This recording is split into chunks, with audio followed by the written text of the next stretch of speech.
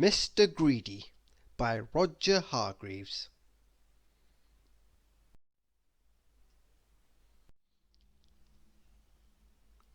Mr. Greedy liked to eat. In fact, Mr. Greedy loved to eat. And the more he ate, the fatter he became. And the trouble was, the fatter he became, the more hungry he became. And the more hungry he became, the more he ate. And the more he ate, the fatter he became. And so it went on.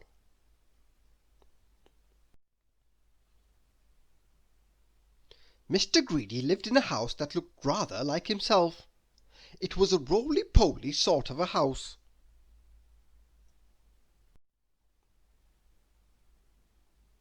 One morning Mr. Greedy awoke rather earlier than usual.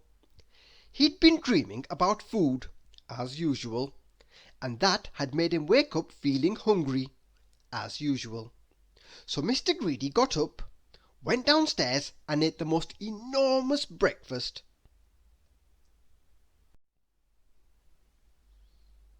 This is what Mr. Greedy had for his breakfast.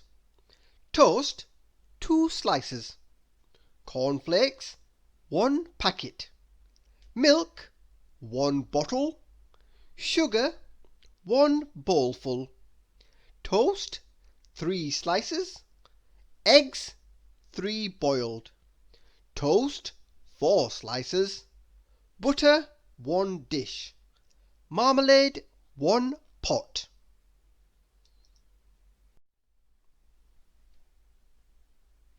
When he had finished his enormous breakfast, Mr. Greedy sat back in his chair, smiled a very satisfied smile, and thought. "That was a delicious breakfast," he thought to himself. "Now I wonder what would be nice to have for lunch." He decided, in order to work up an appetite for lunch, he would go for a long walk.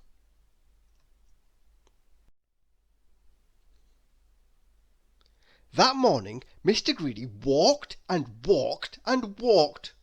Then he discovered a cave. "That's funny," he thought. "I don't remember seeing that there before."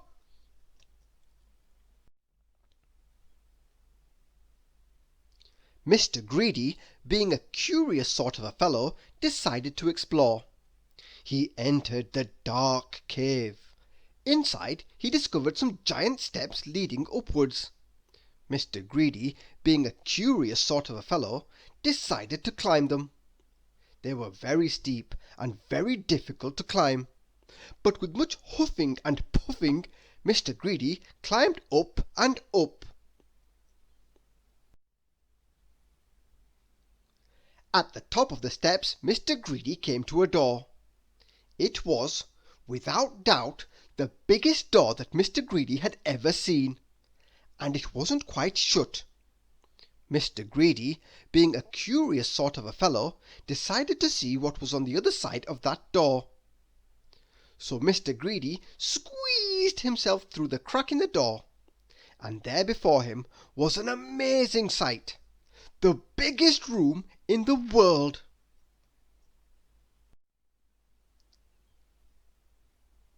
The floor was as big as a field. The table in the middle of the floor was as big as a house, and the chairs around it were as high as trees. Mr. Greedy felt very small.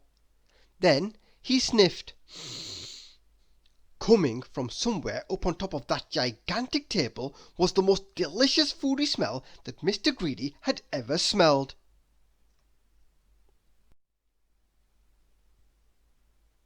Mr. Greedy sniffed again, and then decided that he must get up onto that table.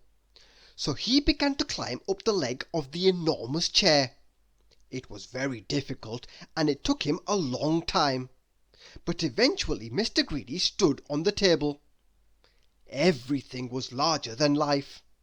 The salt and pepper pots were both as big as pillar boxes.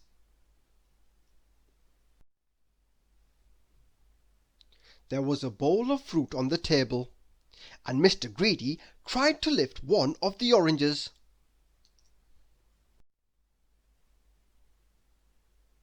And Mr. Greedy, being Mr. Greedy, took a bite out of one of the apples there.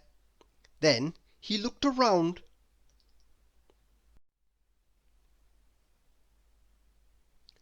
Over on the other side of the table stood the source of that delicious smell. A huge, enormous, gigantic, colossal plate.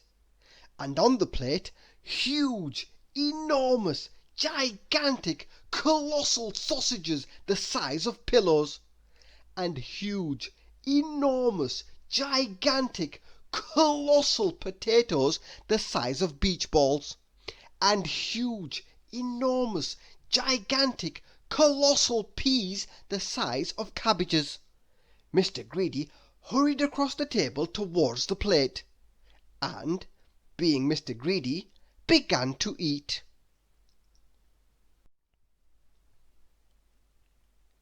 Suddenly a shadow fell across the plate, and Mr. Greedy found himself being picked up by a giant hand and looking into the eyes of a real live giant. "And who," thundered the giant, "are you?" Mr. Greedy was so frightened that he could only just manage to squeak his name. "Mr. Greedy!" he squeaked. The giant laughed a laugh as loud as thunder. "Greedy by name and greedy by nature," he bellowed. "Well, I think, Mr. Greedy, that you need to be taught a lesson."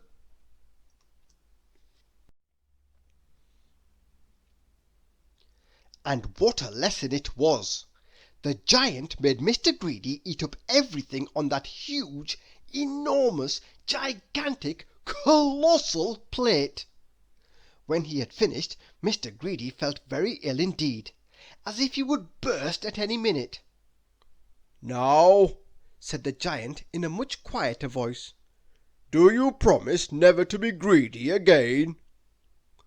"Oh, yes," moaned Mr. Greedy. "I promise."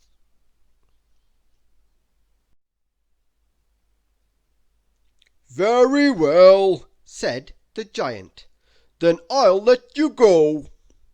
Mr. Greedy climbed down from the table and went out through the door, feeling very fat and extremely miserable.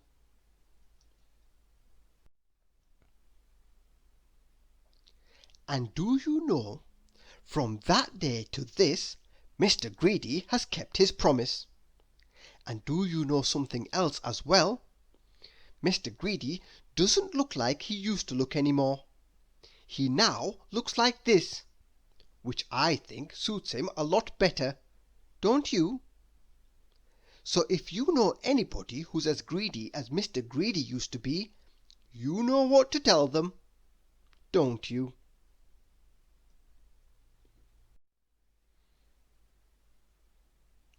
Beware of giants. Thank you for listening.